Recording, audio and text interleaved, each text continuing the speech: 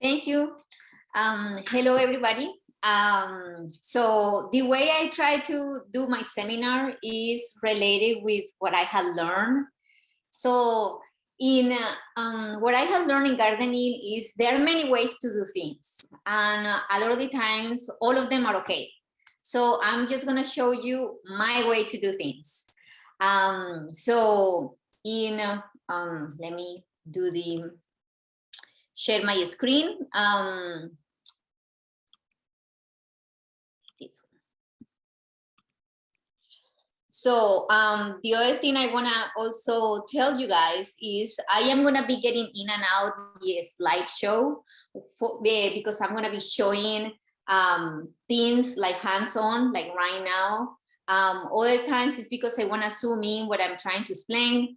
So, and sometimes you get freeze the presentation and I have to restart, but it's okay. It's just part of the hustle of doing these Zoom seminars. So I own my own company, is Go With Nature. I have been doing this since 2004. So I have things that I had learned in my way. I had created my own systems to handle trees in a timely manner, meaning I actually put trees in a schedule, best 43. So I will talk a little bit about that.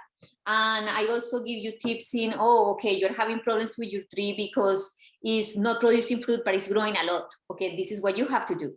Or you're having problems with your tree because it actually, you prune it and it grows so much. So I will explain how to approach it. You can always email me if you have any questions at gowithnature@yahoo.com. I will take a little bit of time to answer. I'm not gonna say no, it's a busy time for me. So, but I will always get to everybody's questions. So the first thing that I wanted to share with you guys is the plant needs. So it's really important that we figure it out a little bit what citrus like. So we know in general, all of them like full sun. And that is really for all the places. You can be all the way in Walnut Creek to San Francisco in the sunny side or shady side of San Francisco, not shady, but foggy side of San Francisco. And you are at the best place, always will be full sun. If you don't have full sun, you can do part sun, and it will just grow slower and maybe thinner. But they will take some part sun. The one thing that they are really not happy is with windy conditions. I have citrus in my house in a deck, and my deck is really windy. My citrus didn't do good, and I actually have to give them away, sadly. And they are, so that is something that you want to think about it. The other thing is cold tender. That is why so I don't put citrus with fruit tree pruning in my seminars, because we want to wait until the cold, really cold weather, like frost type of weather, is happening to prune the citrus. So the ones that are actually more susceptible are the limes, and the second most susceptible are the lemons, and then the oranges are the less susceptible. And the grapefruits are actually pretty susceptible too. So it is really important that we have that in mind. The other thing about cold weather is that in our climate, and if the tree is kind of like exposed and it's not protected, they get kind of yellow during the winter. So people always ask me, what should I put in the tree? And that yellowing is related with cold weather. So keep in mind that. And fertilization. People always ask me how to fertilize. This is the way I fertilize the trees that I work on. They like to be fertilized, and if your tree is doing really good with no fertilization and it's nice and green, so I will say don't fertilize it. If it's green, it's growing and it's producing, don't fertilize it. The three needs are accomplished. If your tree is not growing, or is not having flowers, or is not having fruit, so then maybe fertilizing is one of the things that you can do. So how I fertilize is, you can fertilize anytime during the growing season. The one I do is, I have my spring to summer fertilizers that I use. It's kind of like in the growing season. Just remember about the growing season. When everything starts waking up, I do the citrus mix or the Azalea camellia gardenia food. The citrus mix from the Down to Earth, I like it because it's super complete. It has ready to use nutrients for the plant. I like because it comes in a box, in a plastic bag. So those two, usually what I do is I put something that has a lot of nitrogen in the growing season. So the nitrogen is the first number here, 6, and then you have 3 and 3, potassium, phosphorus. So I want my big numbers. So this one has 3, 6, 3, 3. This one is 7, 3, 3, I think. So we want to make sure that in the growing season, we're giving the loss of nitrogen. However, we're giving it a little bit more of the rest, not just nitrogen. The other one is fall. I do put some fertilizer in fall because the trees do get prepared for cold weather. So when you, the way that they get prepared is that they store some of the nutrients in the root systems and in the bark and stuff like that. So we wanna fertilize at that time if our tree is not producing or is not growing. In fall, fall and winter, the trees grows, but they grow really little. However, they are growing. So I put the citrus mix if my tree is kind of like going through yellowing and stuff like that. After like summer, I will put my citrus mix. I like to use this one because it has some of the micronutrients that help the tree get ready for cold weather. And then I use this one, the Ultra Bloom plant, for citrus that are growing a lot but not really producing flowers or fruit. So if your tree for some reason is not producing fruits, that will be the one that I will put. I like to put it in fall again because it's when the tree is taking a lot of, it's still hot, the tree is doing a lot of photosynthesizing still, and so it's important that they take some of the nutrients. They are going to produce some of the citrus will start producing flowers in spring. So you are not going to see anything happening because the Ultra Bloom is 0, 10, 10. So that means it's no nitrogen because we don't want a lot of growth on these plants if your plant is growing a lot and not producing flowers. So we don't want to put a lot of more growth. So it's no nitrogen, but it has the other nutrients that we need for them to start producing the flowers. And then in winter, one of the things I try to tell people a lot is to put the Epsom salts. The Epsom salt is something that I kind of came out with, pretty much stumbled into it due to using my water from my tub in my plants. I usually take Epsom salt baths in winter, and I put it in my citrus, and my citrus were so happy.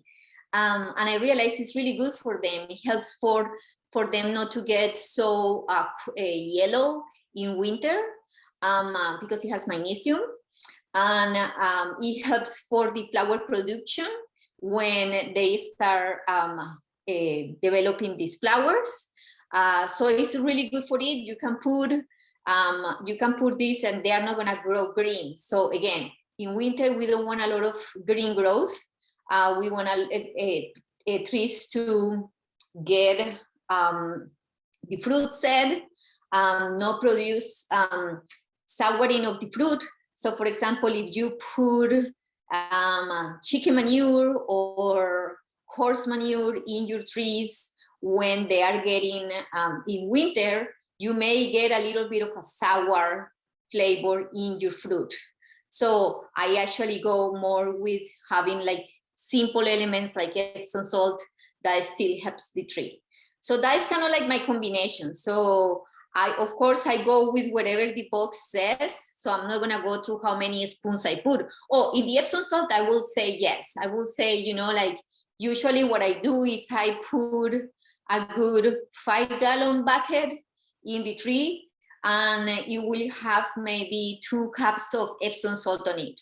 So that will be, and maybe if it's like a tree that is 5 to 8 feet tall.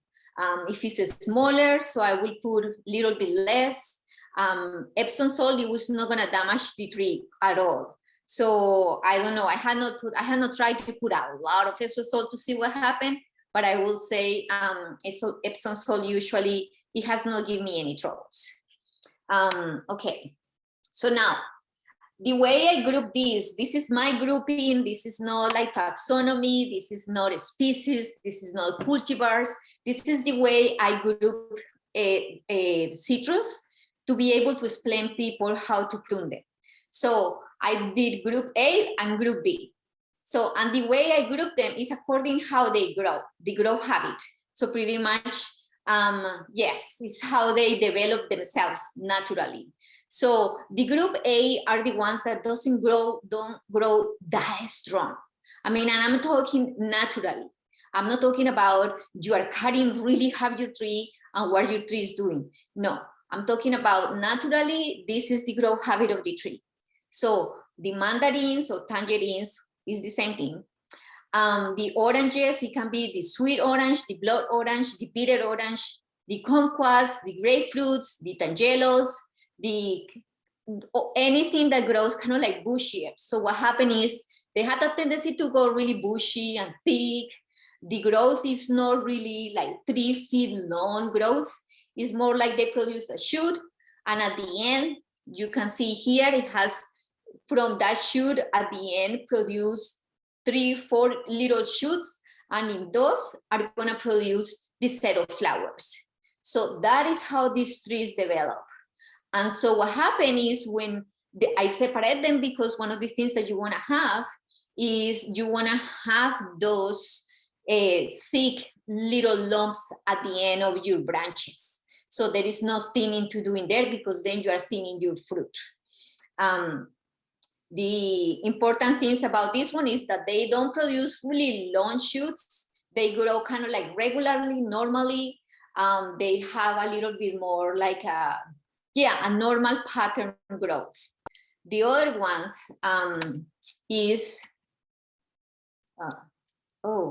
okay. The other ones is the group B. The group B are the limes and the lemons, the citrons. The citrons is like the ones that they use for the Thai food, I'm forgetting the name. The one with the flavors and the smells, medicinal, all those. You don't really use the fruit to eat. It's more for the ones that they use for the candles and stuff like that. Anyway, the limes and the lemons are the key lime, the Mexican, and the major lemons are the most common. And the reason why I separate them is because you can see in this picture how they have these long shoots, and at the end, they're going to produce, like, not at the end, but close to the end, they're going to produce the flowers, and they are going to be producing the fruit. They don't produce that little bunch of many shoots at the end. They produce the one long shoot, and then the lemons. It can be throughout, or it can be close to the end of that long shoot. The other thing that is important to know about the growth habit of these plants is they can do a lot of multi-trunk crossing,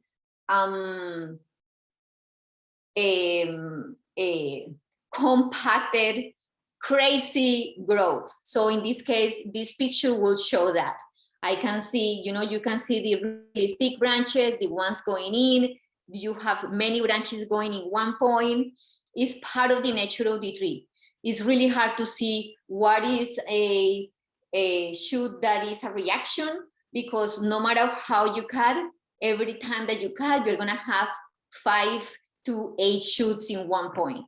And that is the nature of the beast. So that's why I separate them. Orange trees only, the group A, only do that when you prune it really hard. So that the tree is telling you, you are doing a little bit too much for me. And what is gonna happen is if you prune it really hard, it's gonna stop producing fruit and it's gonna start producing a lot of growth. All trees do that. So the oranges we totally showed you. These citrus is hard to tell because no matter which cut do, you are gonna have a lot of reaction from it. So in these ones, we're gonna, that's why we wanna balance a little bit more how we prune these ones. And I'm gonna talk about how to control the growth. So when to prune. So this is something I tried always to explain, so because it's really important. So when to prune, you can prune citrus. This is the whole window. You can prune citrus from spring to fall. What do you have to be careful is if you are doing early spring, so then you have problems with getting, like if it freezes and then you have open wounds in your tree, you're gonna have dieback. If you prune like summer and fall, what is the thing that you have to be careful? Sunburn. If it's in the middle of fall and you are in Walnut Creek and it's 100 degrees and you come and cut, do a structural work, meaning you cut a big branch or you cut something at the top and open up and expose the bark. So what is gonna happen is you're gonna have sunburn in that bark. They are actually susceptible to sunburn. That's why the nature of the beast is there are trees that are really thick and heavy. So it is really important that you have that in mind. So yes, you can prune from spring to fall. You can prune when the trees have flowers and fruits. Yes, you can do all that. The things that you have to be careful is freeze, and you have to be careful with sunburn. And freeze also, like you don't want to do a big job close to fall. Why? Because then you're going to have a lot of cuts going into winter. So, and I explain a little bit more of that. So my best time to prune citrus, my suggestion is spring. And again, this is the best time. It's not the only time. How much is the budget? I talk about budget, and I'm not talking monetarily. I'm talking your tree is gonna say this is too much. So you pass your budget, you overexpend it, you prune too much. And so your budget for pruning citrus trees is 20% to 35%. So what happened? The reason why I put budget, and I may emphasize this throughout, is because this is gonna help you for that question about, oh, my tree grows a lot, but it doesn't produce that much flowers. So then it's related with pruning. Why? Because you prune so much that your tree is saying, oh my God, we need to grow, we need to grow, we need to develop. And then they grow more. And then you are pruning again because your tree is so big that you prune back again. And so then your tree keeps growing and it becomes this fight with the tree and no fruits. So it is, in that case, I have it here, if you want to control your size, so then you can do 2, even 3 prunings. And I'm going to go through it in a second. So then it's really important that you keep that in mind when you are pruning. And in the budget, I also wanted to say, if you are going to follow that budget, try to do it in general in your tree. Don't go and cut really hard one section and leave the other section still, tall or whatever, or thick, because then you are unbalancing your tree. So that budget, the 35 or 25 or 20%, is throughout the overall of your tree. So then, why to prune? This is really important. I put it there because a lot of the times when I had when I went to teach classes, in-person classes, People say we're pruning for production. And so my first clarification is citrus will produce. You don't need to prune for production. Actually, if you don't do anything, they're going to produce a lot. So it's not about production. We prune to generate a good structure. So good structure means the main scaffolds should be distributed in the right way. And I'm going to go through that again.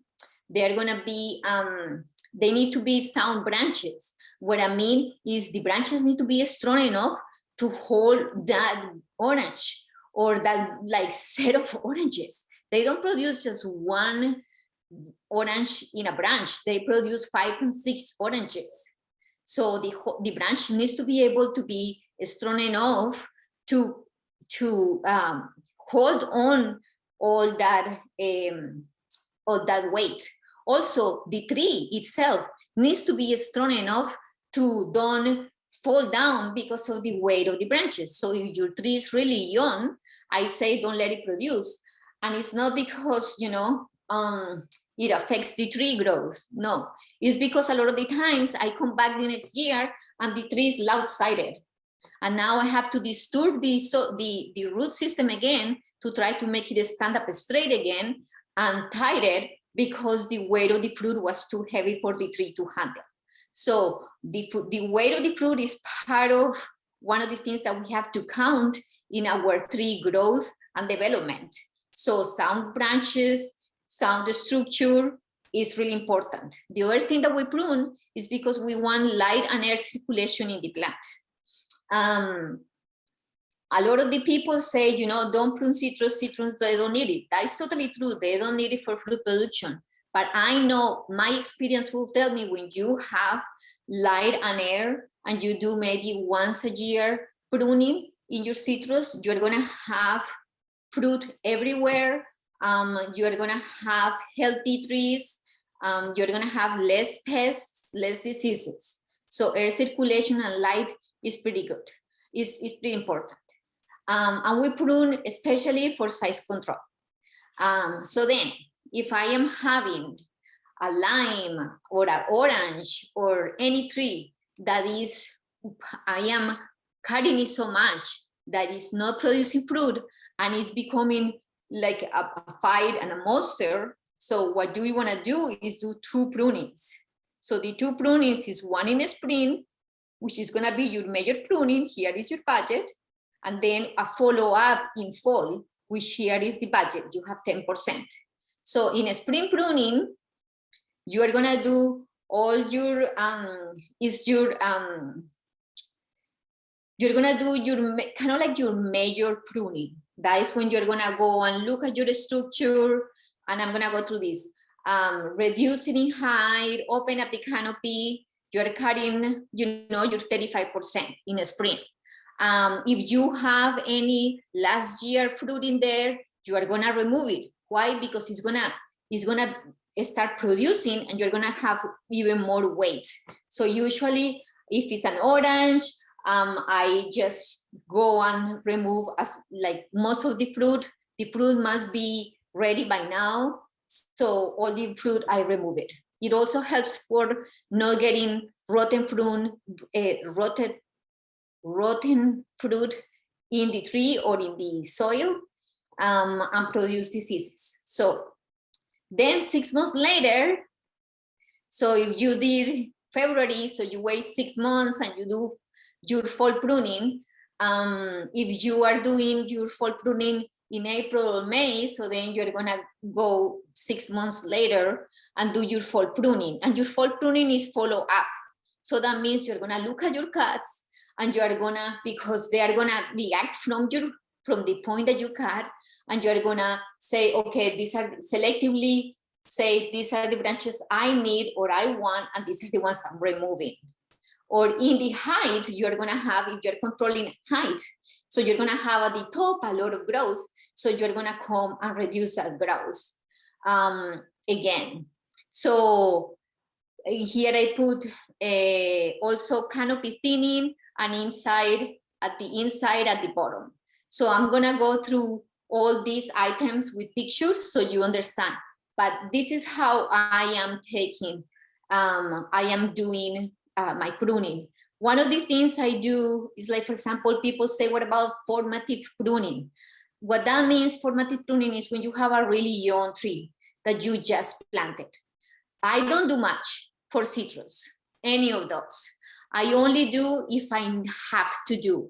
So if I have a structural problem, meaning I have branches that are growing too close together or have bad angles, so then I do formative pruning, meaning when it's young, I maybe do 1 or 2 cuts and that is it. I don't try to make my tree pretty, nice or anything because it's too young. And so I want to let it grow. I want to let it develop roots. I want to let it get established and start growing. So the citrus pruning for young trees is minimal. Your budget will be 5%. Okay, the one thing I do wanted to emphasize too is the graft and the graft care.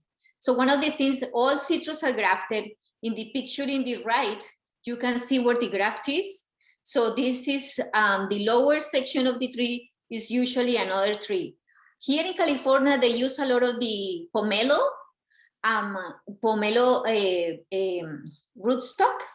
So, and this is the way it will look. So when a lot of the times when I go to people's houses and they say, you know, there is a section that is growing a lot and it has really mean thorns, but this section is growing really little. What is happening? What is happening is that you didn't realize something was growing in your rootstock, and it has developed. They develop really, really strong and really fast. Like in 1 year, it can grow 6 feet tall shoot. So you don't even realize that is happening. So I try to make people. I took this picture here from the internet because I want people to realize that this is usually what you're gonna see when the plant is growing from the rootstock. And it's gonna happen. Most citrus do it. So we wanna keep an eye on that. As soon as you see it, remove it. Don't let it get stronger. Okay, remove it right. In this case, they keep removing it, but they didn't do a good job in removing it. In this example I have in the left. So it's really important that you do good cuts too. But anyway, in this case, we're gonna talk about the graft. So with the graft, you wanna have no mulch, no soil, and no water touching the graft. I mean, it can be sprinkled water, fine. But if your sprinkle system runs every other day for 10 minutes and is touching that graft can get, it's a delicate point. It can get moldy and your plant can die. It can generate problems. So you want nothing to be touching this graft. If you have problems with ants and you're gonna put that wrapping thing, do not put it in the graft. Put it before or after, but not in the graft. If you wanna tie your tree, do not tie it in the graft. Tie it somewhere else, okay? So grafts are really important. And the important thing about the graft is you don't want anything in the graft. Then pruning the group A. So the thing with pruning is most of the trees, you're gonna do the same thing. You are gonna be pruning. The way I look at it is I develop my structure and then I have my foliage and I will deal with my foliage. So in the work, the structure is the main scaffold. So it's, I am sorry guys, but it's really hard to take pictures of citrus. So I do my best, but it's not the best picture. So, but in the, yeah, I'm not proud of my pictures, but it's the best I could do. So in this case, for example, we have the main structure of the tree. So you can see those are my main scaffolds. And I have 3 main scaffolds here, really nice and thick, same size, all of them. So what I'm looking at my scaffolds, I'm looking in how they are attached. They have good angles. So pretty much they are 45-degree angles. Those are great for main scaffolds. You don't want a main scaffold that is going too horizontal. So if, when it's young, if my main scaffolds are going too horizontal, I try to cut them shorter to try to grow, make them grow up. I want my young trees to have that upgrowing branches, because of the weight of the fruit is going to start pulling them down. So 45-degree angles are really good main scaffolds to have. So then one of the things I try to do in my structural is, if I have a main scaffold, I don't want other branches growing on it, growing in the crotches. The crotches is where when the branch meet the trunk, or the branch meet another branch, the connections. You don't want many branches growing in one point, in one connection. You just want two. In this case, we will have three. If we have the main scaffolds, we have these three main scaffolds growing from one point. It will not the best thing, but you know, if they are really good angles, they are really good trunks, branches, it's okay. So in this case, one of the things I look in my structure is removing the crossing branches. So in this case, this branch, you can see, comes from this section, cross. If it's not touching right now, it's gonna touch the other branch, it's gonna make a wound, it's gonna start rubbing. So it's really important that I will remove this branch. So this green line is where I will remove the branch. The other one, I am gonna remove it because it's doing the same thing. It's kind of like growing from one point, crossing on top of this one, making the tree crowded. So it's really important that you kind of look throughout your branching, see the position. So in this picture in the right, I put it because I think that it is good. I mean, it's a close-up and everything, but it shows you have your trunk, and I have my scaffolds. I have a space between the scaffolds, you know, it's not so thick. So I not only look at spaces horizontally, but vertically. So I have a space between this and this scaffold, and I have a space between this horizontal side and this horizontal scaffold. So I have to leave spaces. I don't want branches growing in here, because every branch is going to develop many branchlets. So I want to have that. So that's what I'm looking at my plant to when I am developing, or when I go to a new tree and it's really thick, I'm gonna remove some of these scaffolds. So I want to clarify, I'm not saying cut all the inside growth, because I'm not saying that. I am saying cut the inside growth that is interfering with your main scaffolds. That is what I'm saying. The prune, and so then in this one, the sound branches. So in this case, for example, how I say before, the weight of the branch, the weight of the fruit is gonna bend your branches. So you're gonna see that at the beginning, your citrus are gonna grow, your little citrus are gonna be all up and growing all elegant up. And then with age, the branches are gonna look all like arching. And this is really good. It's part of the training. A lot of the times I leave few of the branches coming like sticking out like hairs. And my client is, why you just don't cut those? And I'm like, oh, you know, as soon as they get the fruit, they're gonna pull the branch down, and I'm gonna have finally a balanced tree or whatever I wanted to do. So count with the weight of the branch. Sometimes I get and pull them. One few of my clients came like, why do you go and bounce the branches like that? I'm like, oh, I'm bouncing the branch because I am trying to see how it's gonna fall when it has the fruit, how that branch is gonna bend. Is the branch gonna be able to bend and hold the fruit, or it's gonna feel stiff and it's gonna crack? So the directionality too. So that is one of the things I wanna show here. For example, all these branches, because of the weight of the tree, you know, they are bending over, and that bending is actually pretty good, especially for oranges. No, actually for all of them. Pretty much for oranges, grapefruits, lemons and limes, I keep these arching branches because they train themselves to arch like that, and they actually are the ones that break the less. So those arching branches are lovely.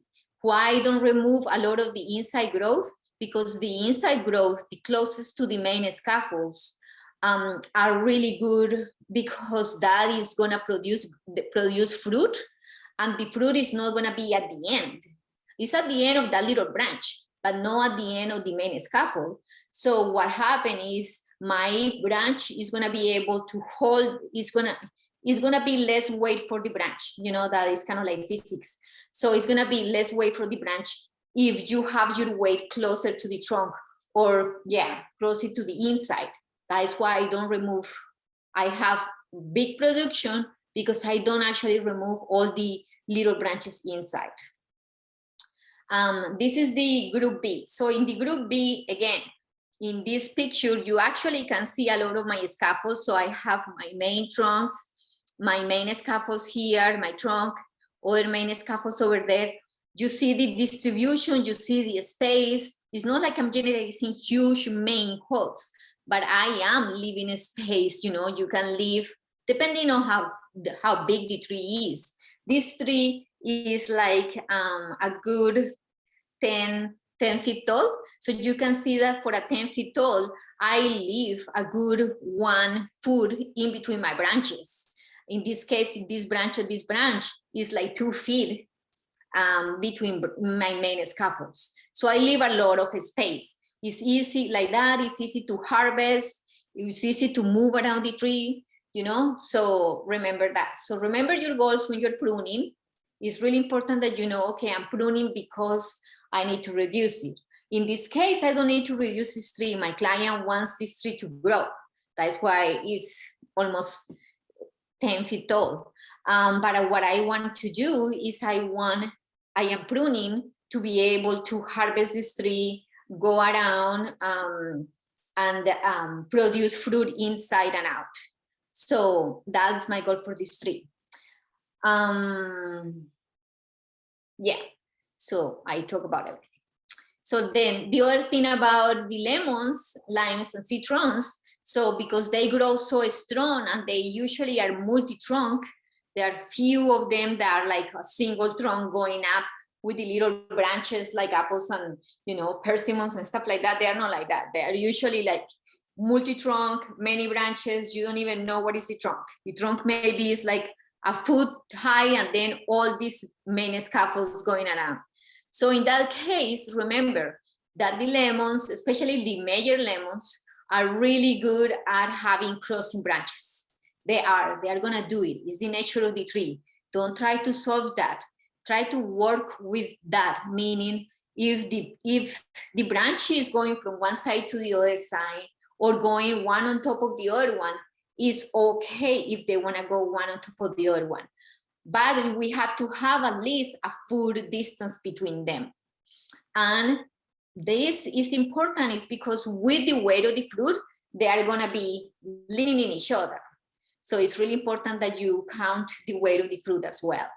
So crossing is okay as long as there is a space in between them, so they are not rubbing. So this is something that lemons and limes, the group B, do a lot, is when you do a cut or in general, they produce a lot of shoots in one point. So in the way I work, this is when I say thin out the insides. So I did my spring pruning. This is my fall pruning. I am gonna look to see where I did my cuts and I'm gonna find this. So a lot of that, so you see, I'm not looking at my tree from the outside.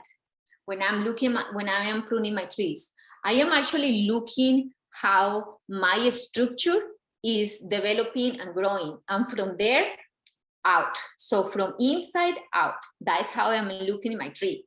So I go to my main scaffolds and I follow how they are growing, where the new branches are developing. And then I say, okay, Elizabeth says not to leave a lot of branches growing in the crotch. So the crotch is right here, the branches are there. Why we don't want to do that? Because this weakens that connection.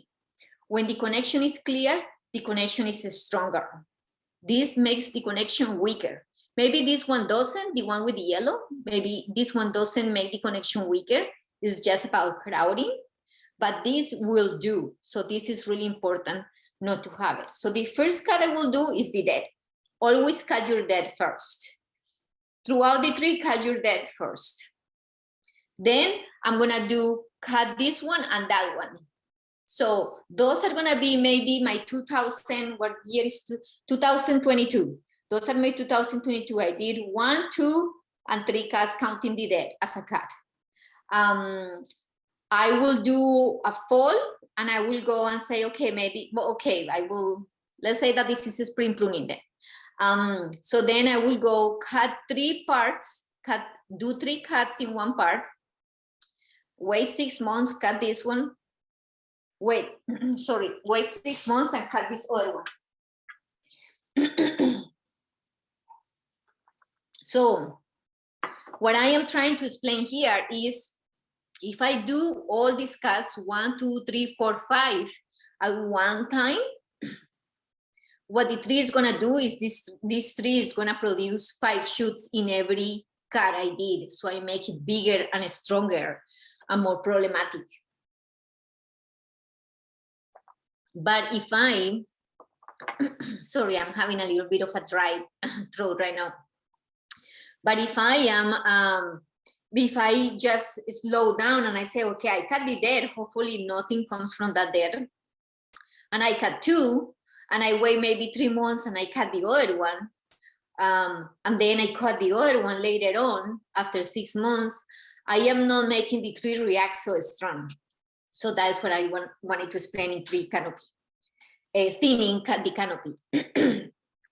The other thing that you want to look is on your branches, how they are. So here is a really good branch. It's good, it's in the sense that it's going up, which we want that because with the weight, it's going to do what? It's going to go down. So these branches were really young and produce a lot of weight. So then even though they are younger than this one and that one, they are already going down. So in this case, it's okay. This is the lower section of the tree, and it's okay if you do that. What is the problem with this one is that we're having 3 branches in one point. And not only that, but this branch is coming from in and is going out and crossing here. So yes, there is okay crossing. Well, this is not okay because what happened is this is a young branch and it's going to be a problem later on. They are going to be touching. You have a lot of branches that are going from here.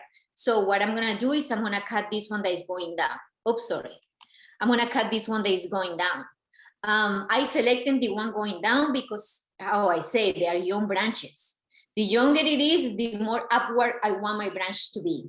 The older it is, the more going down, arching that is going to become.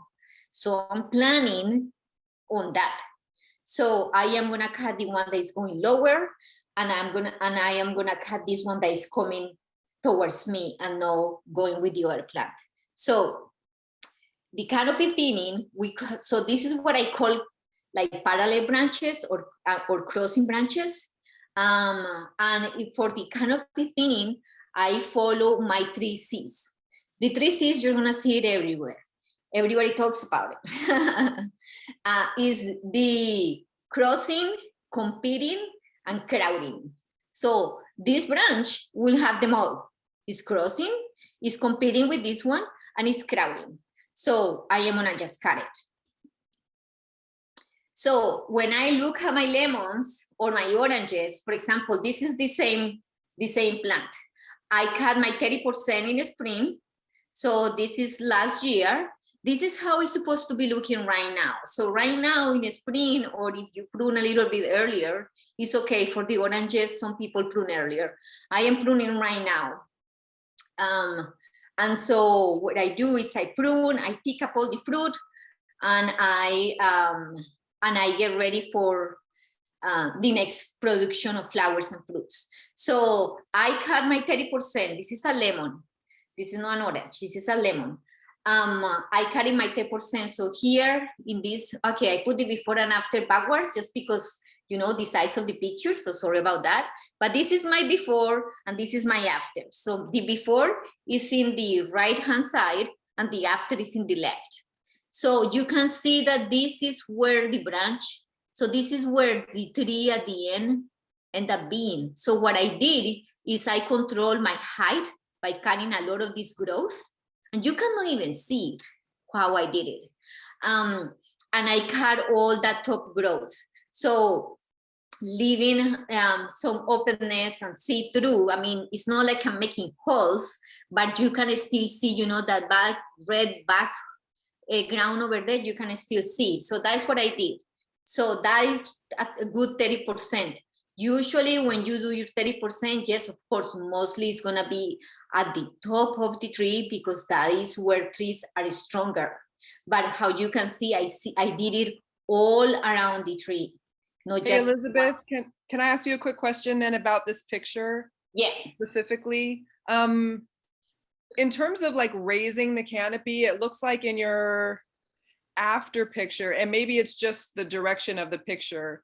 Do you raise the canopy much from the bottom, you know, from the ground? Do you have a kind of a set amount that's your standard for from the ground to, you know, where your first kind of main branches are? And I know it depends on size and various other things, but is there a specific thing that you or distance that you think is healthy for a tree to be, you know, to raise the canopy from the ground? And again, you mentioned there's so many that are multi-stemmed and they, you know, have branches coming all the way up from the ground in a lot of cases. And so if there's kind of a safe, healthy distance there.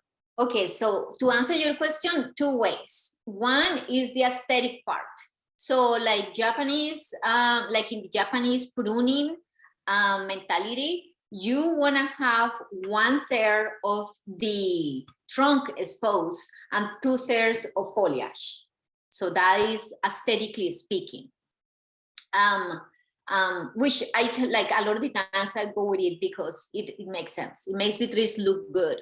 But then like functionally, like some of my clients, for example, don't want to see what is under. That's why they put the tree there.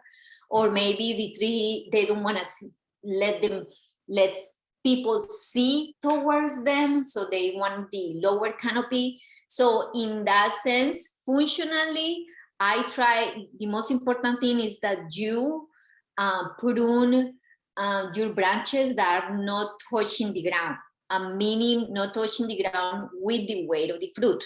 And what I'm trying to say is, remember how I told you that the weight of the fruit is gonna pull the branch down? Well, the fruit will stay in the tree for 6 months. It takes 6 months from the fruit to ripen. And so if the fruit stays for 6 months in the tree to ripen, it's gonna have that branch touching the ground for 6 months. So it's really important that you have that in mind. So when I prune it, I try to lift it up in a way that, or I do my branches really short and keep them short in the bottom, or I have that 1/3 of the view, 1/3 of the trunk showing and 2/3 of the foliage. If we have 3/3 is the whole tree, no? So then we have 1/3 is the trunk, 2/3 foliage.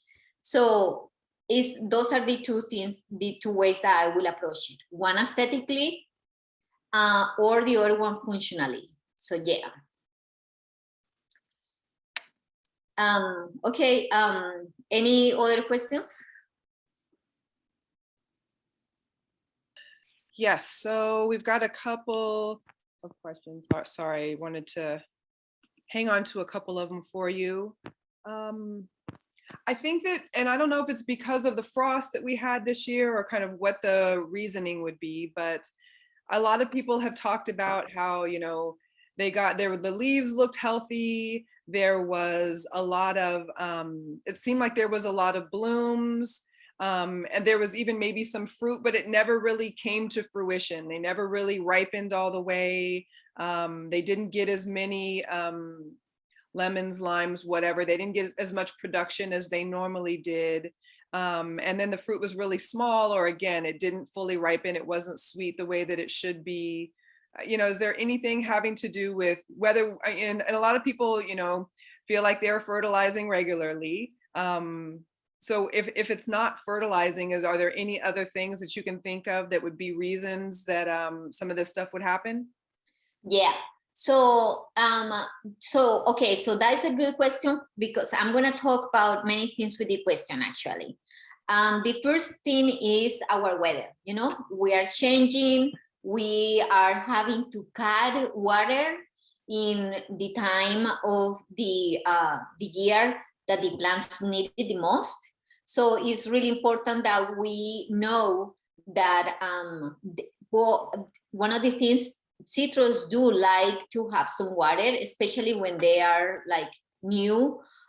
So it's really important to have that in mind. So when you have most plants are like that. When you have a schedule and it gets disturbed, like watering a schedule, and it gets disturbed, plants are gonna show some stress.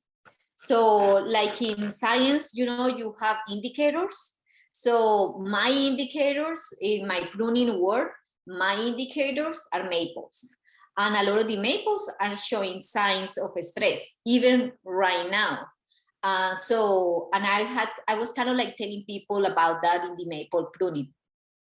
And even though you don't think this is related, it is related, because indicators in science are plants or animals or any species that shows first the problem that is happening, are the ones that are gonna say, oh, there is lack of this or lack of that. And so in the plant world, in my plant world, maples are really good indicators. People don't realize that, but they are. And right now maples are producing seeds, and they are telling me flowers, and they are telling me with that, they are telling me we are doing everything this year that needs to be happening, because we don't know what is going to happen the rest of the year. So usually the seed production of the maples and flowers is in fall, so they are way too early. So what I am trying to say with this is, of course, even though citrus are not as loud indicators as the maples, citrus had to show some sort of a sign of stress. It's just that it's really difficult to tell. So in this case, I will say if they produce less fruit, it makes sense, because we were reducing water in the moment that they need it the most. So what happened is, if you are having your tree growing and producing fruit, and then growing and producing flower, and you cut watering in the flower season, or when the flowers are there, the tree, what it does is produce dropping all the flowers, or most of them. So that means you're going to have less fruit. The other thing that happens is, if your tree actually produce the flower and produce the lemon and it's growing, but you have to cut the water right there, what is going to happen is it's going to have a lot of lemon droppings, or like it's going to drop the lemons. It's going to drop the lemons or the oranges or any other fruit. So that is, again, a sign. It's like, okay, that was too little water for me in the fall or in the summer, and I'm going to keep dropping and keep dropping and keep dropping. So that is one of the reasons that it can happen. The other thing is that this year, for example, it could be that the trees were so stressed last year that this year is going to have way more production. So it can go the other way around. I am expecting maybe to have a lot of flowers and less fruit if we have to cut water again. I am expecting the trees to grow in spring a lot and not to grow anymore the rest of the year. So maybe, you know, like keep an eye on that. So I am expecting a little bit less of a strong growth and hit like in the citrus this year due to what happened last year. So what I'm trying to say is consequences of what is gonna show this year can even be related how the tree fell the year before. So just prepare a little bit about that. So it is really important, for example, like let's say that you water, you didn't cut the water, and you fertilize. Well, remember, we have a warm weather and a dry winter. And a lot of people didn't water in winter. So that is gonna be another thing that the citrus are gonna be dealing with, that we didn't have enough water this winter. So they are gonna do less, or they are gonna do, if you have a citrus that produces a lot of flowers, so that means that is a sign of stress. It's just telling me, oh my God, I need to reproduce because I may die. So we have to be aware of that. Okay, that sounds perfect. We have a couple of other questions. A lot about kind of container when you're growing citrus in a container. Is there any specific difference in the directions that you've given for pruning and for fertilizing, etc.? If it's in a container, whether it's in a, kind of a big pot that's an established, but as a container versus being in the ground? Yeah, so the thing about citrus is we actually want our citrus to have deep root systems. So different than other plants, and they are actually different, is that they have a lot of like strong root systems holding the tree, like because it has a lot of weight, it has to have a lot of strong root systems going down. Right. But the feeders are really in the 1 to 2 feet superficial root system. And so what happened is we talk about deep water in these trees. So when you deep water your trees in the ground, I'm going to explain first the ground and then the pots, because that's how the logic is for me, I guess. So then what happened is we always say it's better to do a deep watering in your trees. Instead of putting 5 minutes of drip system, you want to put an hour, 45 minutes. So pretty much what you are trying to tell the tree, encourage the tree to do, is to get those root systems down. If you are putting 5 minutes, the tree is gonna feel like, okay, well, my water is up there, why am I gonna send my roots down there? So it is really important to deep water. So when you have mature trees, what you wanna do, if you have to reduce the amount of water, so then you wanna do like a once really deep watering, and then you wanna do little bits of water throughout, so your fruit is not dropping. So it kind of like it's kind of like now we are gonna have to adjust and kind of like play with it, so deep watering is important because it helps the root system to go down, and it makes them less susceptible to any changes in the climate. So like I had a tree that a lime that got really burned in this one day that we have really hot days, and then it was really cold next day. At least here in Richmond, it was cold the next day. The orange tree, which is not the lime tree, which is not like super exposed or anything, got sunburned that day that was really hot. So then when I was doing the pruning, I went the next day and I was kind of like, oh my God, this tree is really burned. I mean, it got burned.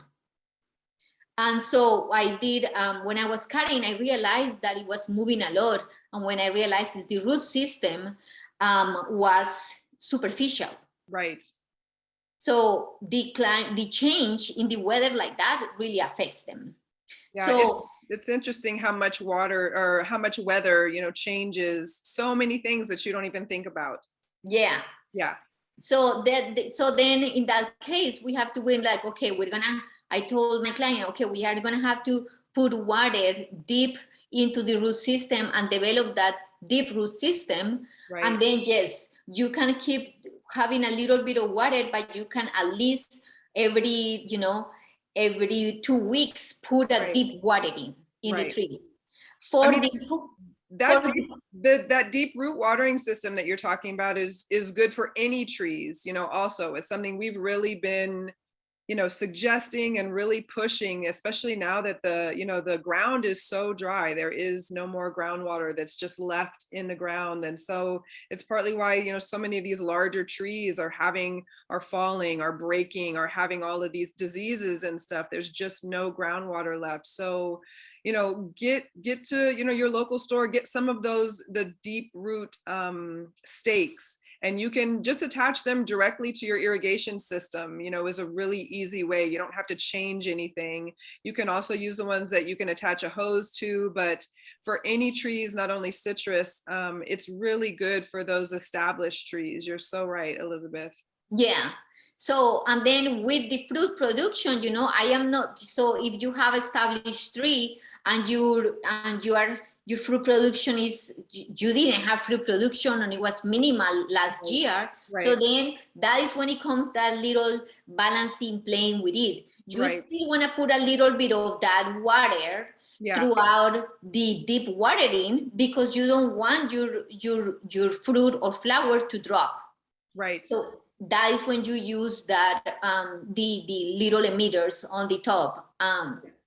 So then for the plants in the pots, so for the plants in the pots, we wanna actually put a regular watering every 2 to 3 days. We can't do deep watering with these plants.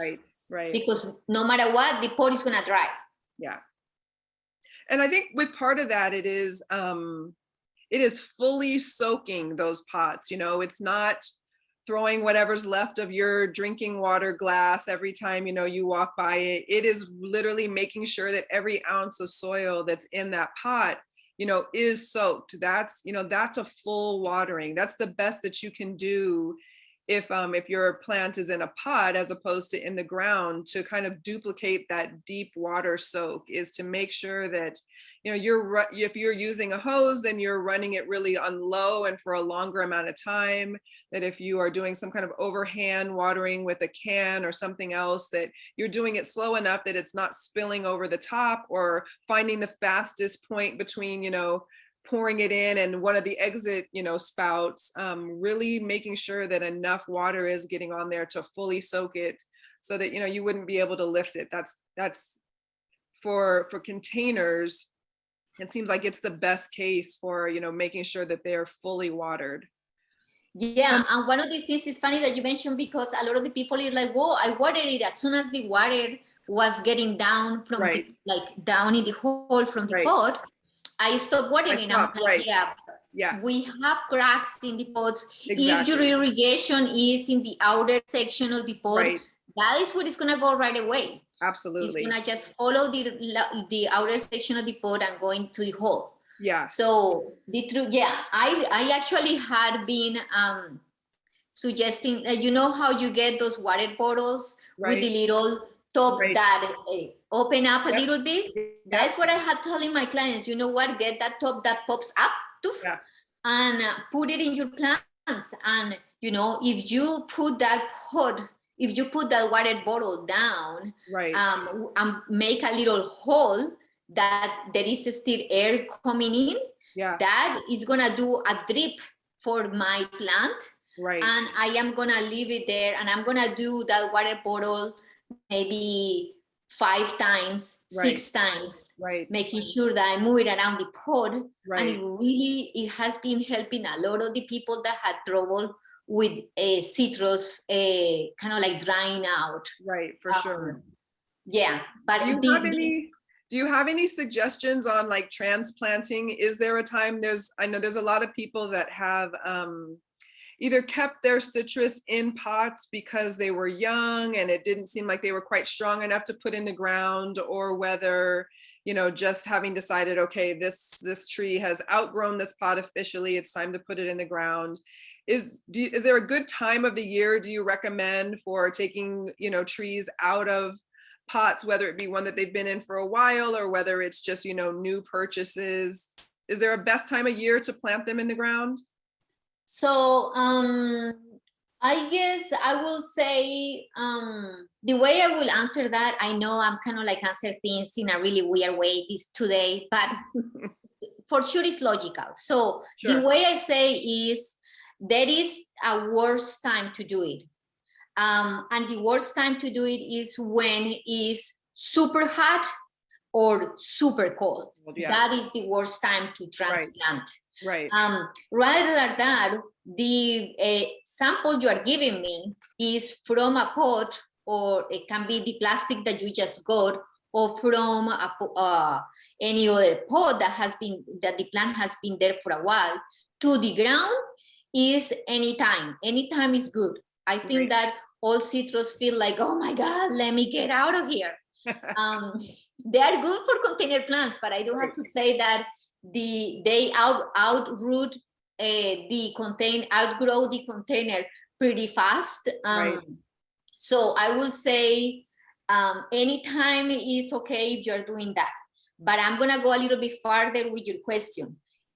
It's different when you are transplanting. Like, let's say that you want to move your tree from one side of the garden to another side of the garden. Right. That is a little bit more specific. Right. You want to do that in spring.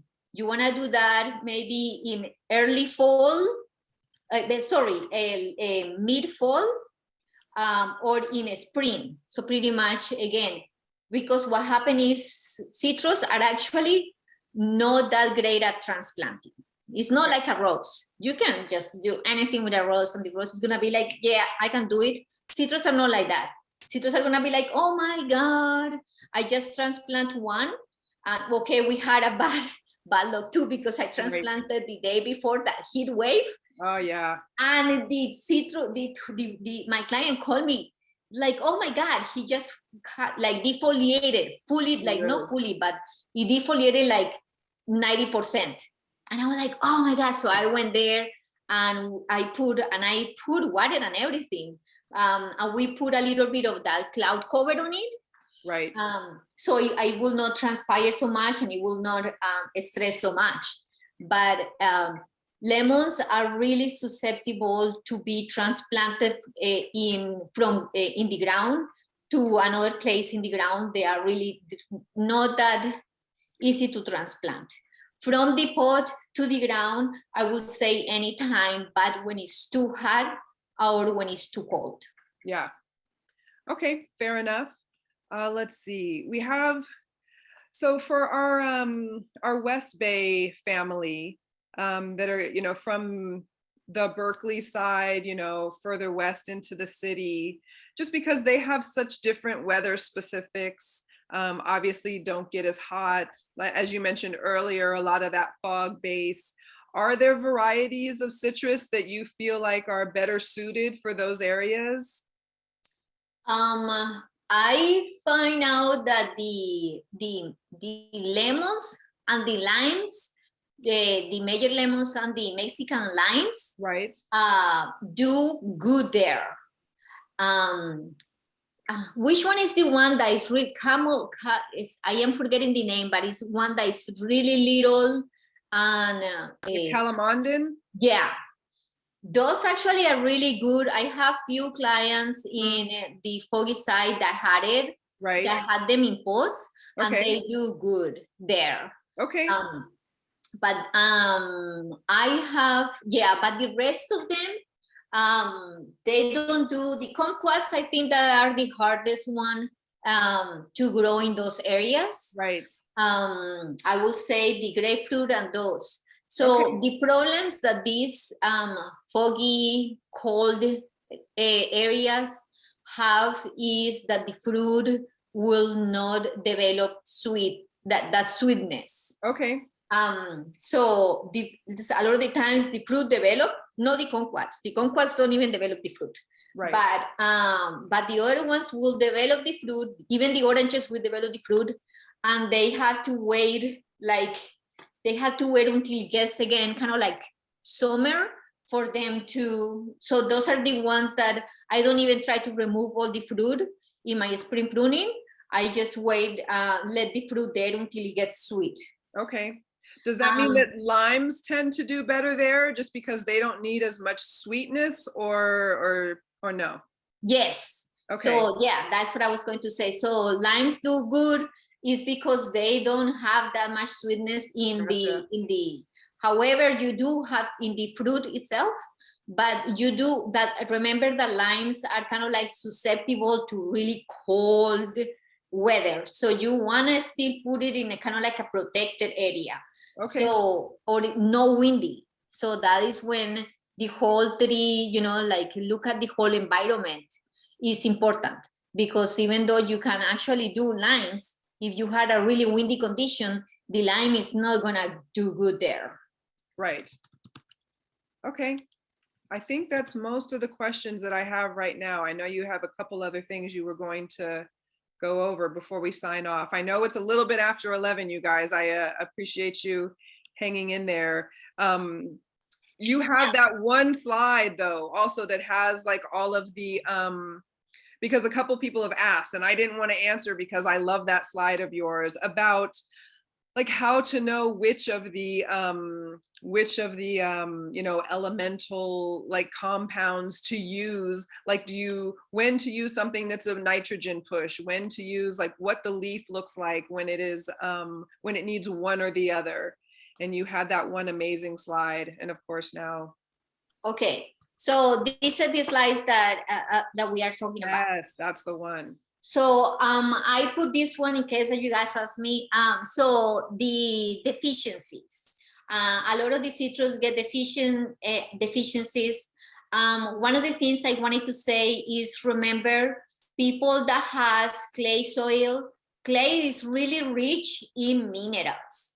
What we need to do with the clay is provide a little bit of release that is like a strong structure, because it gets really compacted, and so like that will release the nutrients. So it's not like clay is the worst enemy for citrus. They actually do really good in clay.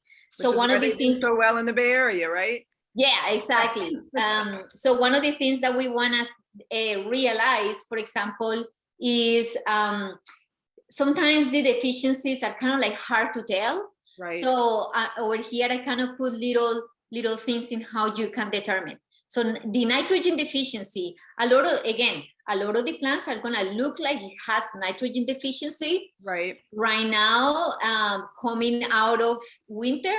So don't do anything, let them be, because they are gonna green up with when you fertilize it, when you normal fertilize it, or with the weather.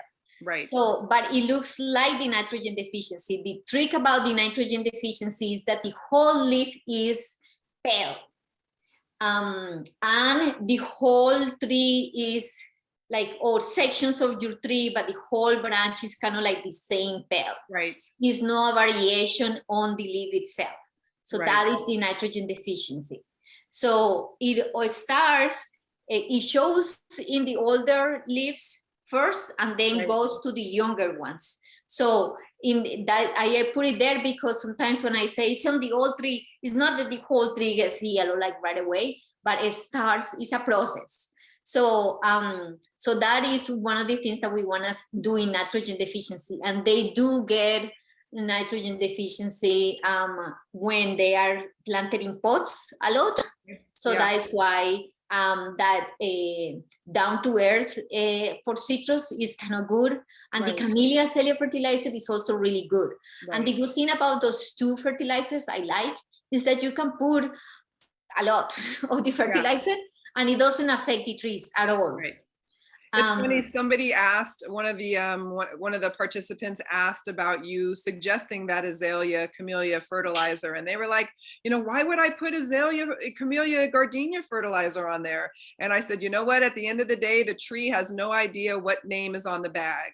It doesn't know. This is something that, I heard from another manager before, it doesn't really matter what picture it is that's on the bag. You're looking for the levels. If the level of the fertilizer is what you need, if what you're looking for is something to really push bloom, it doesn't matter that there's a hydrangea or whatever on there. If it's what you need for your plant, it doesn't matter what it says it is specific for or what it does best for. Know that you're looking for the levels that match whatever the issue is that you're having. So don't be afraid to use something that maybe again doesn't have the picture on of what you're looking for, but has the right levels for you. Yeah, and the other thing about that one that I feel like, okay, well, we want to make sense. So the reason why that one works is because citrus kind of like it to be a little bit in the acid side of the spectrum. Sure.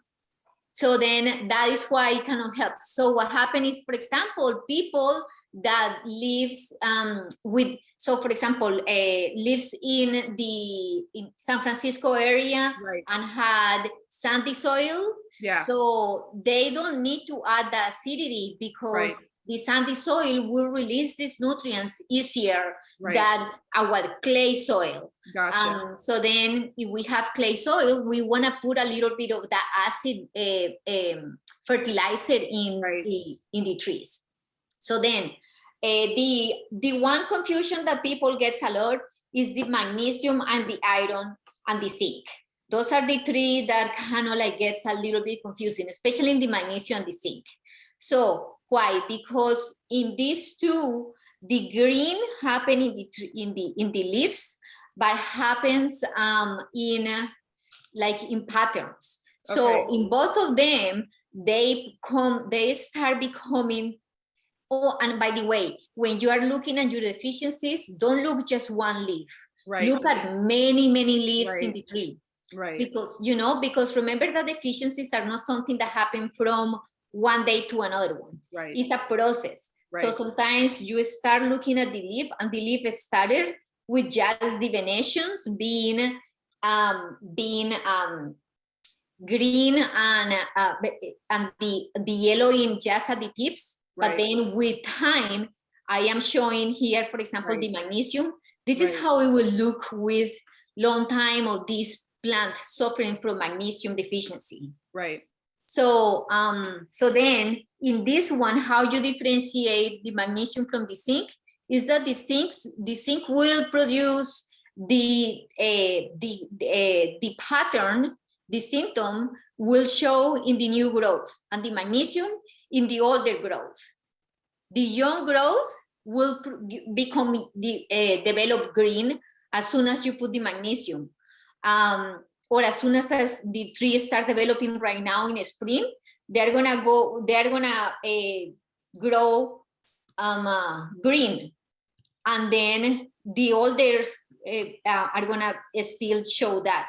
As soon as you put the magnesium on it, when the leaves harden, so then they are gonna start showing a little bit of that V-shape decoloration here. So that is how I differentiate if it's zinc or it's magnesium, which leaves had the pattern, the older one or the youngest ones.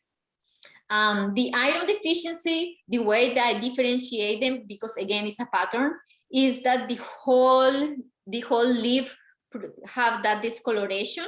Is not just in the at the edges, how this one and this one is showing, is the whole leaf has that kind of pale, but the veins in general are more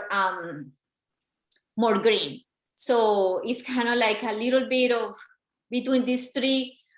This one can get a confusing. The iron is in the young leaves, usually are the ones that are gonna produce that show the symptoms. and it has the small fruit. So then that is the other one that you wanna show. The magnesium will not produce a small fruit. It will produce no fruit. When you have like a really lack of magnesium, you will not have a lot of fruit. So then that's how you will say it. And then the zinc is because, again, decreases the overall fruit production. So in general, that's how you differentiate it. And then the potassium is kind of like is one of the rare deficiencies that we have here. Right. It kind of looks like that burn situation we had like a week ago, because the leaves kind of like curl. So we wanted, but the way that you differentiate is when you have, of course, if your tree was okay and next day or is looking like this, so that means yes, it's weather related, it's no deficiency. But if it's like, okay, in overall your tree looks like that and your leaves are a little bit curly and is yellowing in a spots, kind of like rounded spots, it's not vein related, but it's spotting kind of related.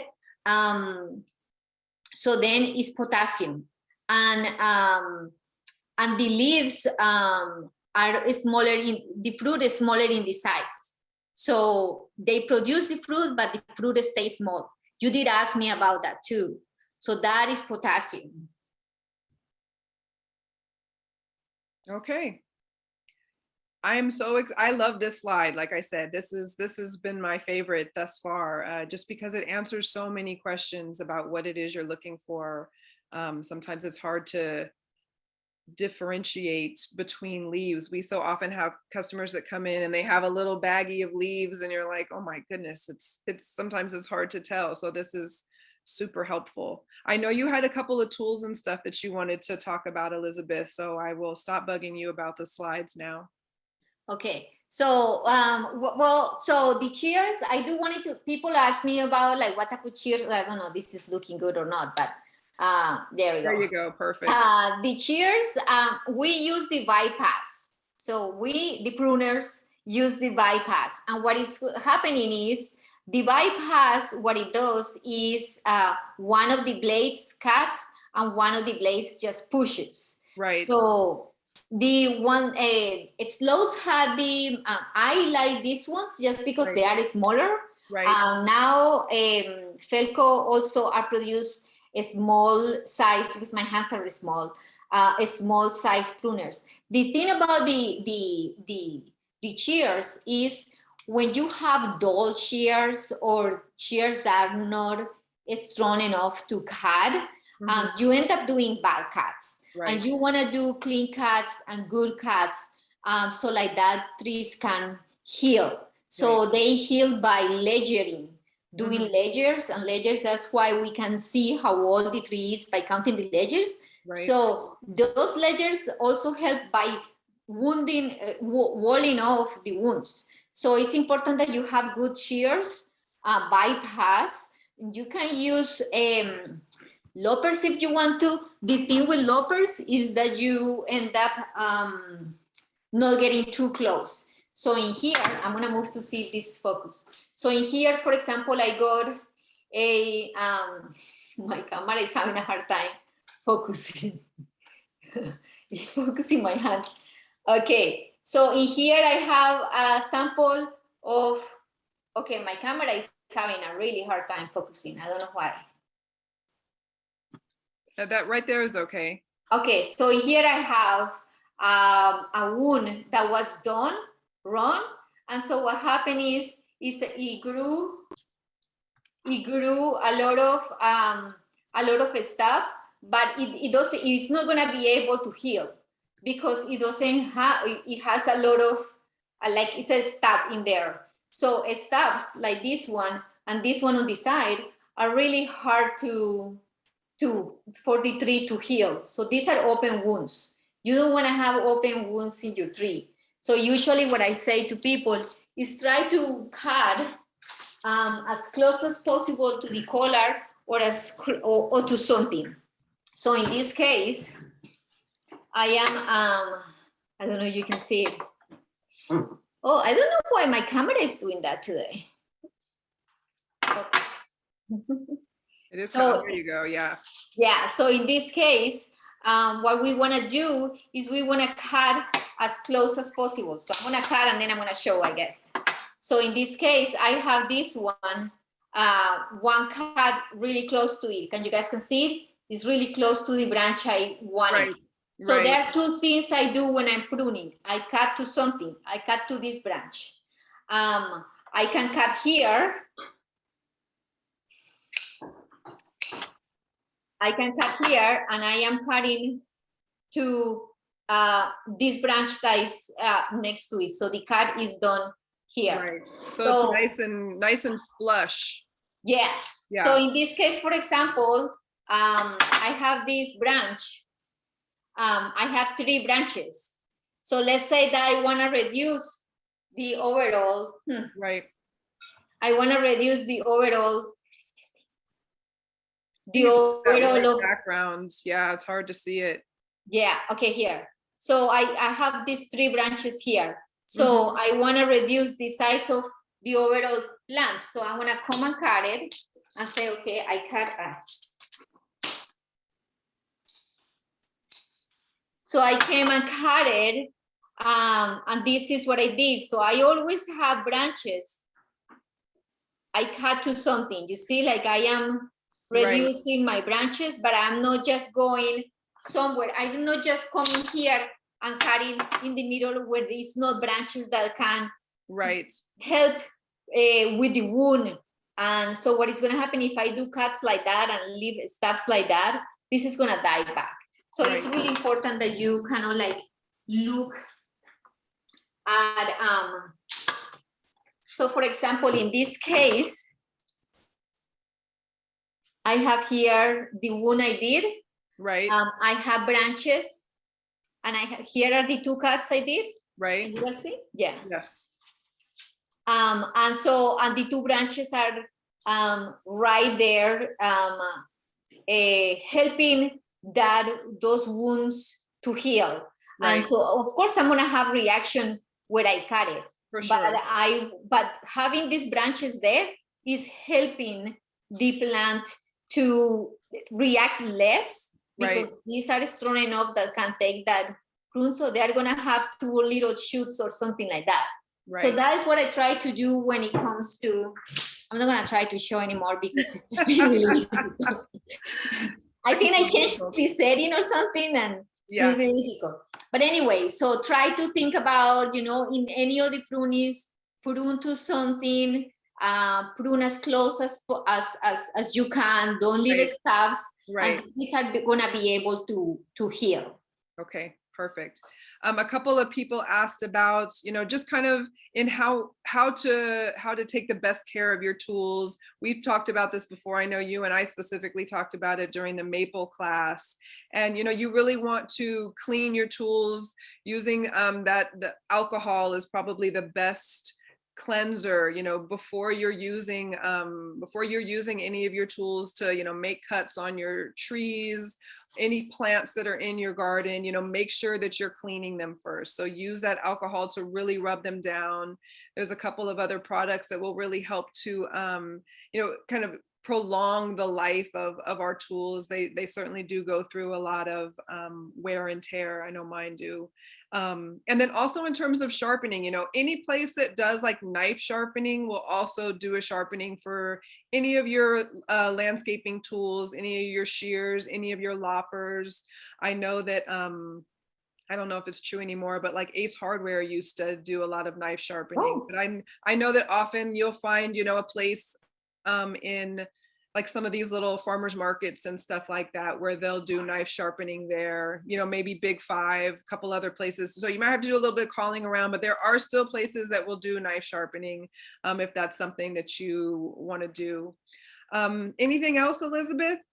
Yeah, for the tools, I will say one thing that is important is that if you clean your tools right after you use them, Right. instead of just leaving them with the sap, Right. because right after using, everything is fresh. It's kind of like washing the dishes. The same thing. Absolutely.